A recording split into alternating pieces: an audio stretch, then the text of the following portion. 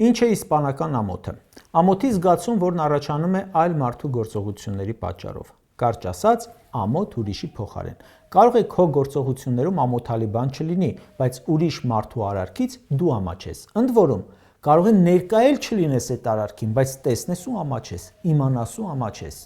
Մեր ժողովուրդը 2 օր է իսպանական ամոթ է ապրում մարդամեկի Սանկտ Պետերբուրգում պահվածքի պատճառով։ ԵԱՏՄ ղեկավարների նիստում քննարկվում է միության համար կարևոր հարցեր, խոսվում տնտեսական աճի, հետագա բարեփոխումների մասին։ Նիկոլ Փաշինյանը այդ առիթը օգտագործում է, որ երախտագիտություն հայտնի Ադրբեջանի նախագահին։ Երախտագիտություն չի հայտնում ԵԱՏՄ անդամ երկրներին, թեկուզ նրա համար, որ այդ միության շնորհիվ տնտեսական առաջընթաց է ցույց տալիս։ Ադրբեջանի նախագահին երախտագիտություն է հայտնում, որ իր ֆրակցիայի падգամավոր Խաչատուր Սուքիասյանի ընտանիքին պատկանող բիզնեսի համար բենզին են ծախել։ Սամվել Ալեքսանյանի համար էլ թույլ են տվել իր տարածքով 3-րդ կարգի ցորեն բերի։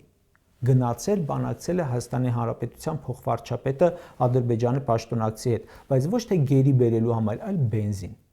Նիկոլ Փաշինյանը ինչ միջոցառման որ մասնակցում է, մանկապարտեզի բացումից մինչև ՄԱԿ-ի գլխավոր ասամբլեայում ելույթ։ Գնում է Մոսկվա, գնում է Թբիլիսի, գնում է Սանկտ Պետերբուրգ, Մյունխեն, Նյու Յորք, երախտագիտություն է հայտնում Ալիևին։ Տպավորությունն է, որ ՔՊԱ-ականների քեֆերի ժամանակ առաջին Ադրբեջանի կենացն է խմում, երկրորդը Ալիևի։ Տպավորություն է, թե մի քանի երկիր սրանց պասպորտները ձեռքներից առել են։